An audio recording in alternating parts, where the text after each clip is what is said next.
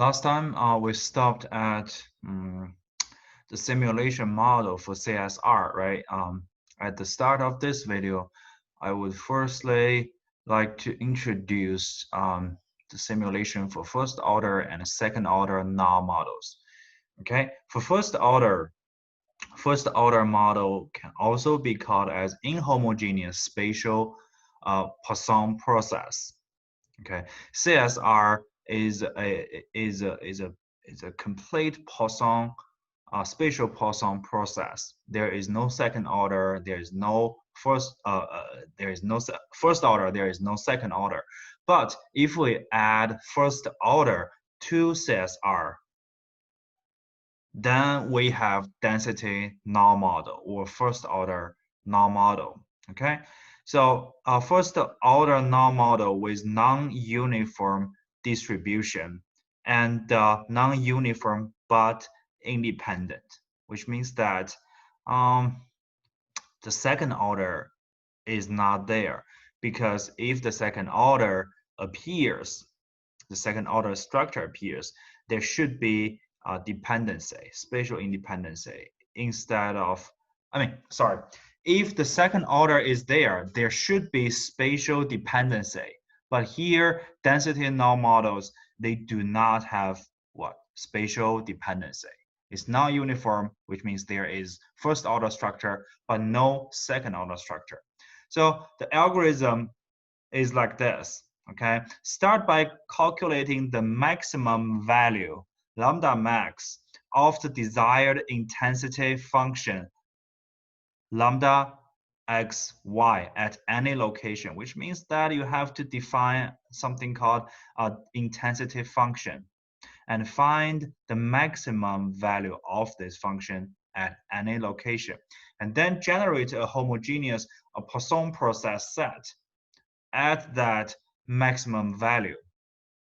Okay, and then you need to thin the pattern by selecting events at random and deleting them with probability based on difference from maxima. Okay, for example, here is a definition of your intensity function.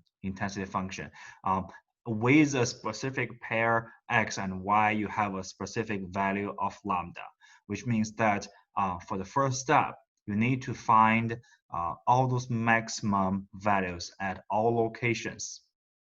Okay, and here is an example from NetLogo from the textbook.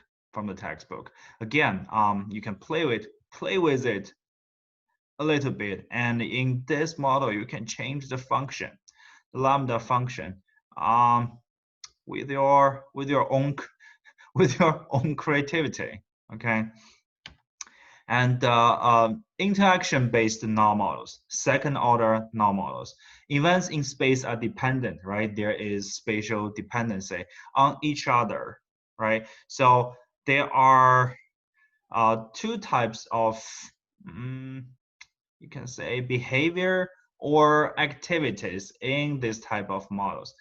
The first one is called attractive, tend to be spatially proximal.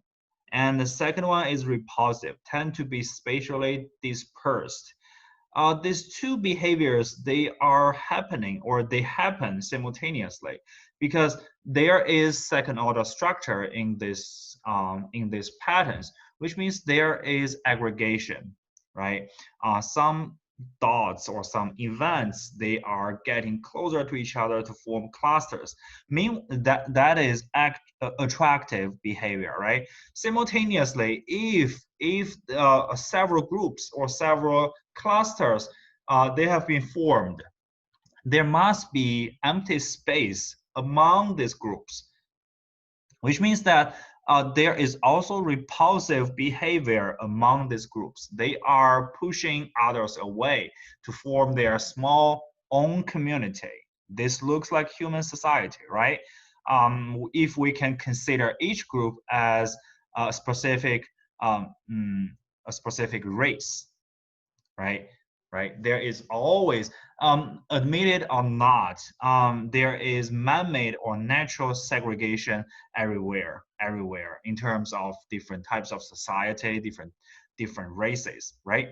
And there are more examples of simulations for second order non-models. Okay, I will just leave them to you. I'll just leave them to you. Some of them they are two-dimensional. Some of them they can be three-dimensional. Okay, and addressing pattern and process. That's the purpose of this chapter. Although in this chapter we discussed several simple examples about simulation, uh, uh, about simulating process and patterns. It's not complex. We discussed a little bit in this chapter, but there are basically two types of methods to address the relationship between patterns and processes. The first type of method is called top-down method. We've tried to find out processes from patterns. It's also a type of inductive approach. Make inferences based on repeated observations of patterns. Okay, if we have a huge sample pool with um, many observations of patterns, we can try to find processes that are responsible for these patterns. Or we can use the opposite approach here, bottom-up approach, which means that we find patterns from processes. It's also called a type of deductive approach. Use understanding of processes to predict the patterns that can emerge. This type of method is relatively easier, or as you can say, simpler to understand, right? If we can simulate processes, then from these processes, eventually at the end of the simulation, we can find the possible patterns led by these processes. Okay, individual and agent-based models, they are usually used to find patterns from processes. These models I've mentioned in the first chapter, they are the main character of this course. Okay, in this course, we care about ABM, agent-based models, right?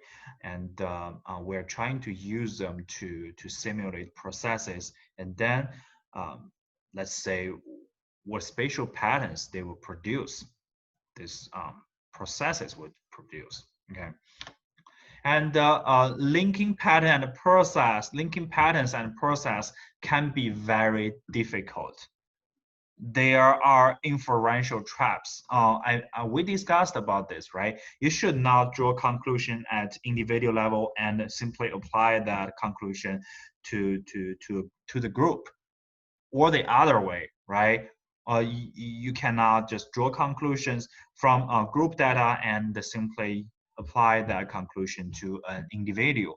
And you should also not draw conclusion from one group of data and use that conclusion on another group of data. Okay, and we also have equal finality problem. I also mentioned this in the first chapter. The same process may generate many different patterns, and also the same pattern can result from different processes, which means that there is no one-on-one relationship between process and pattern. So it's pretty hard to find out which pattern this process is going to lead to. Or if you have a pattern, there could be multiple candidate processes that could be responsible. Any one of them could be responsible for your pattern you are looking for, the pattern you are looking at. It's kind of hard to find out from this candidate list that to find out which one is exactly responsible for your pattern. And there could also be underdetermination, which means that evidence is not good enough. Evidence is insufficient to identify which belief, or can say which process, we should hold about that phenomenon. right? If I rephrase this sentence, evidence is insufficient to identify which process is responsible for the pattern you are looking at. Okay, especially for simulation, for processes models, for simulation models, right? That's another that's another name for phenomenological models, right? Process models or simulation models. They're particularly risky because multiple, like I said, multiple processes, they could lead to the same pattern. It's hard for you to find out which one is responsible for it. And snapshot data should be taken care of. Okay, snapshot data is insufficient for inferring dynamic processes. Snapshot data refers to the data that was measured or it was collected at a specific location or at a specific time. So that data only addresses what was going on at that specific location or at that specific time point. So we should use a more dynamic method to collect the data to address dynamic processes, which means multiple locations. And you should do this repeatedly at different time points to make sure that your data is sufficient. Your evidence based on your data is also sufficient to identify that list of candidate processes and eventually find out the specific process that is responsible for the pattern you're looking at, the pattern you have. Okay. And some guidelines for good modeling, right? First one, assess patterns against several possible null models. We have discussed several types of null models in this chapter and chapter 1. The function of them, like I said, is creating baseline. So your specific pattern can be compared to them, right? Can be compared to them. So assess patterns against this baseline components. In other words, null models, and also carefully build models from abstract to realistic, which means that we should start. Don't rush. Don't rush. Start from a component of your phenomenon, like finishing a Lego toy, right? If you want to create a huge city using Lego components, right? You should start from one component, then to another, right? Maybe use several small parts, Lego parts, to form a downtown area, right? Then maybe several suburban areas, then maybe rural areas, and then combine these small components, right? These components could be downtown, suburb 1, suburb 2, and maybe rural, the rural area surrounding the city, and combine them to what? To simulate the whole city, to simulate the realism, the real world, okay? Rather than the other way around, do not rush to the very complicated models first. Start from building blocks. Start from very simple models. And because there is Occam's razor, right? It means that the more assumptions you have to make, the more unlikely there is an explanation. So start from very simple models and make iteration and also make these models more complex, I mean, step by step, and eventually you can try to pursue realism. Okay, that's all for the second chapter. Thank you very much.